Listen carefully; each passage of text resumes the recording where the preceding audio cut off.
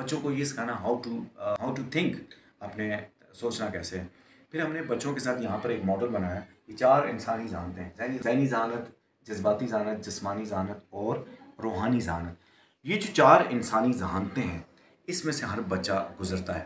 اور پھر ہر بچے کا ہم شروع میں بناتے تھے انڈیویجول ایجوکیشنل پلان، انفرادی تعلیمی پلان بنایا جاتا تھا بچے کو اسیس کر کے۔ اور اب جو 25 سال بعد میری ڈیفینیشن، میرا تعارف بنا ہے، تو میں تعارف ایسے کرواتا ہوں کہ میں کسی بھی بچے کو دیکھتا ہوں، سنتا ہوں، پرکھتا ہوں، اور اپنی 5 سینسز کے ساتھ میں اس کے اندر جا کے اس کے دل دماغ کی ساری دنیا کو پڑھ لیتا ہوں، اس کی اسٹرینتھس ویکنیسز سب کو جان لیتا ہوں، اور جاننے کے بعد میں اس کے لیے پھر ایک انفرادی تعلیمی نصاب بناتا ہوں۔ انفرادی تعلیمی نصاب یہ بہت بڑی بات ہے، بڑی ٹرم ہے۔ دراصل انفرادی تعلیمی نصاب جو ہوتا ہے، یہ دراصل ایک تعلیمی رویہ ہے، ایک کمپلیٹ لائف پیکیج ہے، جس میں اسکول سے بچے کو تیار کیا جاتا ہے مارکیٹ کے لیے، اس کی ارننگ سکلز کو تیار کیا جاتا ہے۔ دس از دا آرٹ، یہ اسکول ہے۔ جو 25 سال بعد جو تعارفی لائن بنی ہے اسکول کی اور میری اپنی، وہ یہ بنی ہے: teaching is the process of repairing DNA,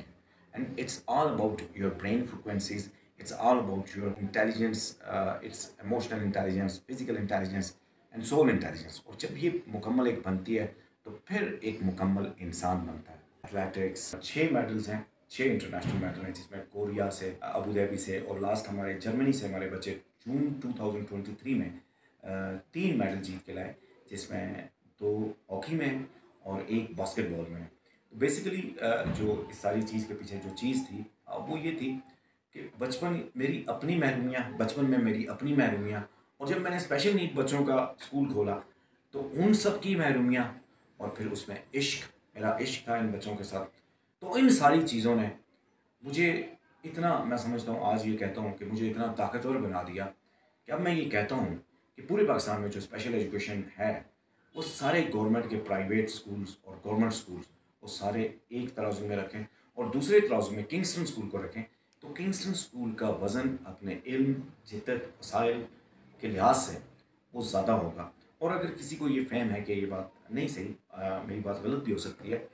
تو میدان بھی حاضر ہے اور ہم بھی حاضر ہیں، وہ آئے مقابلے پہ آئے، اس کو پتہ چل جائے گا کہ ہم کیا کہہ رہے ہیں۔ کہ زندگی میں کامیابی کا جو سارا دار و مدار ہے وہ صرف اور صرف ایک نقطے پر ہے، اور وہ ہے اچھا استاد۔ شکر الحمدللہ ان بچوں کے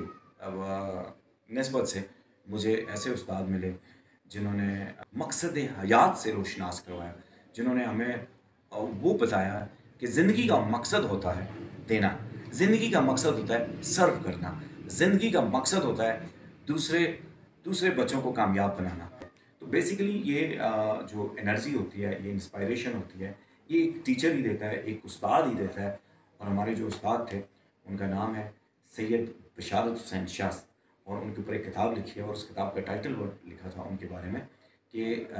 سید بشارت حسین شاہ صاحب ایک ایسی ہستی تھے جو انسانی DNA کو ریپیئر کرنے کی صلاحیت رکھتے تھے۔ اور آج سے 4 سال پہلے ان کا وصال ہوا، اور وصال ہونے کے بعد 4 مہینے بعد وہ خواب میں آئے، اور خواب میں آ کے اپنے مریدوں کو بتایا کہ میری قبر میں پانی ہے، مجھے یہاں سے نکالیں۔ اور جب ہم نے ان کی قبر کشائی ہوئی، تو آپ قبر میں ویسے کے ویسے، یعنی آپ قبر پانی سے، جب ہم نے کھولی تو قبر پانی سے بھری ہوئی تھی، آپ کا جسم بھی ویسے ہی، آپ کے کفن بھی ویسے ہی تھا، یہاں تک کہ دفن کرتے وقت جو پھول گلاب کی پتیاں ہم نے ان کے اوپر پھینکی تھی وہ بھی ویسے کی ویسے تھی، وہ بھی نہ مرجھائی تھی۔ تو یہ کیا چیز ہے؟ یہ خاص چیز ہے کہ میں سمجھتا ہوں جو سوال تھا کہ 76 سالوں سے ہمارے اسکولوں نے وہ پروڈکٹ نہیں پیدا کر سکی، اس کی سب سے بڑی وجہ ہے کہ جب تک تعلیم کے ساتھ ہم روحانیت کو نہیں چھوڑیں گے تو ہماری تمام جو تعلیمی اور تدریسی محنتیں ہیں وہ بیکار جائیں گی، اس میں سے کبھی بھی کسی کو وہ نہیں ملے گا۔ اور کل یہ میں نے ایک ڈیفینیشن بنائی کہ اچھے اسکول کی تعریف کیا ہے۔ اچھے اسکول کی تعریف یہ ہے کہ ایک